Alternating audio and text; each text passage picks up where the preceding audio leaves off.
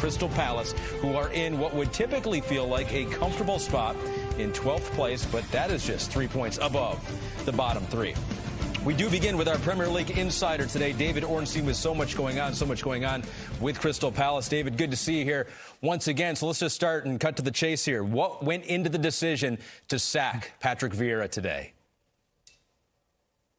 Ahmed, Crystal Palace have basically acted out of fear of relegation. You mentioned some of the stats at the top, but their form has been wretched in 2023. And despite being 12th in the table, 3 points off the bottom three, 5 points off the bottom. And that is why Steve Parish, the chairman and co-owner, decided to call Patrick Vieira at 7 a.m. UK time while he was on his journey to the training ground to relieve him of his duties. And the sporting director, Dougie Friedman, sent messages out to Vieira's staff and told them of the news, placed them on gardening leave. And that was that. I don't think it came as a massive surprise to Patrick Vieira, although a bit of disappointment that it wasn't done face-to-face. Remember, he arrived to great fanfare in the summer of 2021, but he was not Crystal Palace's first choice.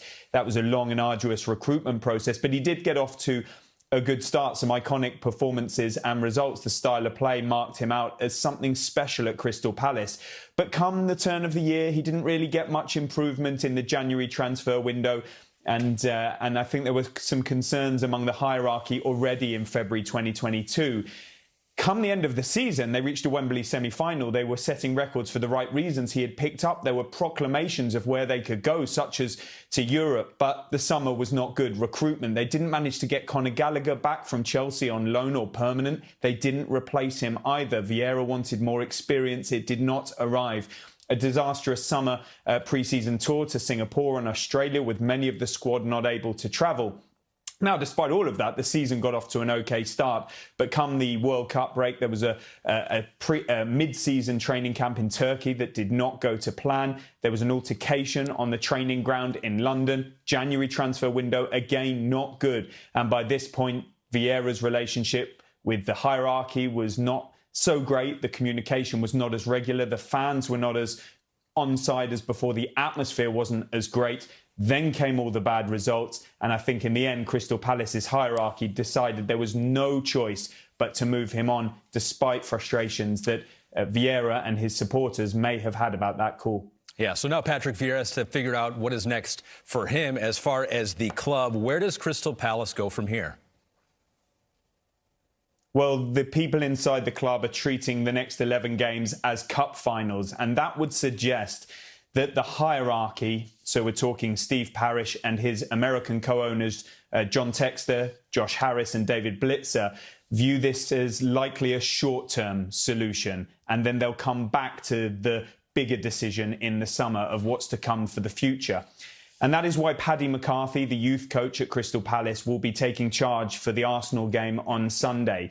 We may see some other coaches who have departed Palace, such as Sean Derry, who Vieira unilaterally decided to get rid of during the season, to the surprise of many higher up the club, come back at some point. Let's see on that. If McCarthy does well at Arsenal, then he may get longer. He may get a shot at this because he's very popular with players such as Wilfried Zaha, who were teammates of his, and sections of the hierarchy. But the big story today, Ahmed, is that Roy Hodgson is a strong contender for the position. He left the club when Vieira eventually arrived in the summer of 2021.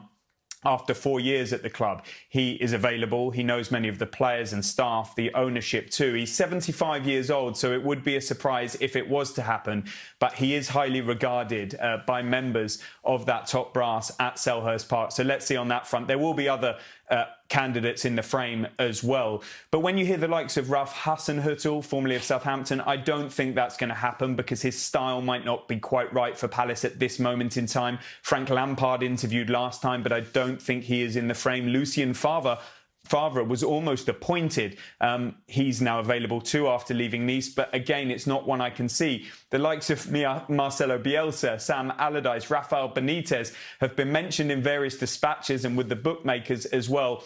But I don't see any of them getting it either. What Crystal Palace will want to do is get through, preserve their Premier League status, and then make that big appointment in the summer that will take them forward. But at this moment, it's Paddy McCarthy. He's in with the shout, and maybe Roy Hodgson going forward. All right, so a few options for Crystal Palace. David Ornstein, our Premier League insider, laying it all out for us. Thank you so much, David. So let's take a look at the numbers here. And perhaps it was a bit of a surprise today, the news with Patrick Vieira. But if you look at these numbers, what they have done this calendar year, maybe it shouldn't have been.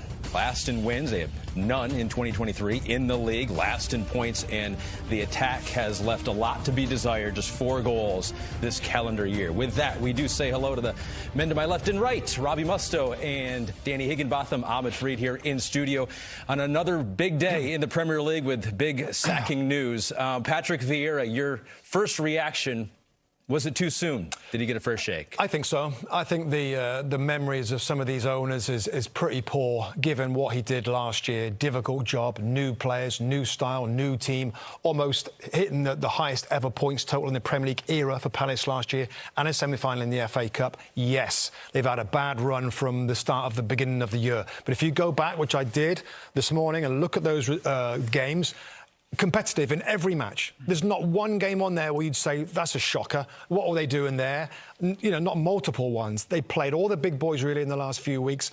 Difficult run of results. We know that now coming forward, they've got certainly a stretch of the clubs are in and around them, so you'd think it would start turning around. And they're 12th. There's 8 teams worse off. 6 teams have got to overtake Crystal Palace in the next 11 or 12 games. Unlikely, really. And another 3 points to the relegation zone is a kind of a big warning sign. And Steve Parish has panicked on this. You know, some of the things that David's saying there as well, I'm not sure that's Patrick Vieira's. Some of the pre-season trips and that, the disorganisation and players not being eligible. Is that his fault? No. Is it his fault that he wanted to strengthen the team in the summer and nobody came in? Conor Gallagher left the club. So, in effect, really, with what they've done, the squad is weaker this season. The expectation level from last year was higher. It's one of those, again, I think that the owner's gone too early. It's a poor decision. I think it's a poor decision. I woke up to it this morning and I was very surprised, because what you usually find is when a manager is sacked near the wrong end of the table, more often than not, it's like, we need to bring a manager in that's going to make us more solid, more difficult to beat. You know, and the manager usually comes in and says, right, we're going to go back to basics. And that's the easiest thing to do, because as a defensive unit, it's far easier to defend than it is to attack. So you get yourself solid and then you build off that. With Crystal Palace, they're asking a manager to come in and get scoring goals. And I don't believe, if Patrick Vieira was still manager of Crystal Palace, they would not be getting relegated. Because more often than not, the teams that stay up are the teams that are defensively strongest. And Crystal Palace, they're in a position now where they could have their best defensive record ever in their Premier League history. And the reason we're not going to hear many names mentioned is because there's not many people that can go into that club and actually change the fortunes of the club unless you're a top manager. Now, I look at it and it's never going to happen, but if you're going to want to bring a manager into Crystal Palace, the only one way you think, OK, yeah, maybe I could see sense, is a Pochettino, someone like that. But he's not going to come to Crystal Palace. He doesn't need to come to Crystal Palace. They don't need a firefighter. It's just a really poor decision. Over the last 2 years, they've struggled to score goals. They struggled to score goals under Roy Hodgson. Defensively would have kept them up this season, and then they could have looked for things in the summer. So it's a big risk, especially with the big games that they've got coming, but they need to hit the ground running. But that will be the mandate for the next manager, the next man in charge here, is figure out this attack. 4 goals this calendar year. Yes. I mean, when you look at that team and the players that they have, how do you score more goals? Well, that's a very good point. And I think that is where I've been scratching my head like, well, why Eberechi Eze, brilliant midfield player, can score, can create, assist. He's got good numbers this season, hasn't been playing. No, I don't know what's going on there. And the hardest thing for us here in the United States is to try and figure out the sense of the club, what's going on. Relationships are very, very difficult. But in Olise, in Zaha, of course, has been out. He's been out injured for a while, but he's back now. And Eberechi Eze, you know, the striking situation is not ideal. He wanted a different striker. He hasn't got one. He's still rotating to find the man. But there is enough in that side. That's what we've praised this club over, certainly last year, some of the attacking football that they've managed. That's gone flat. That's what the new guy's got to try and get firing again. And the problem you're going to have is that if a new manager comes in and you're saying, right, we need to unlock this. We need to unlock it so we can score more goals. That means you're going to have to be more open. You're not going to be as defensively strong. All of a sudden, you can find yourself not scoring goals, but conceding goals. Yeah. So time will tell, but I think it's a poor decision. You look at the table, the spot that they're at, 12th in the table, but it is so close with all those clubs that a couple poor results, a few more of them for Crystal Palace could put them in that bottom 3, or at least very, very close to it. We'll see them coming up here on Sunday. Hi there, I'm Rebecca Lowe, studio host for NBC's coverage of the Premier League. Don't forget to hit subscribe to watch more videos all season long. For even more Premier League content, from original series to live matches, head over to Peacock and be sure to tune in for Premier League mornings every weekend on USA Network and on Peacock. We will see you over there.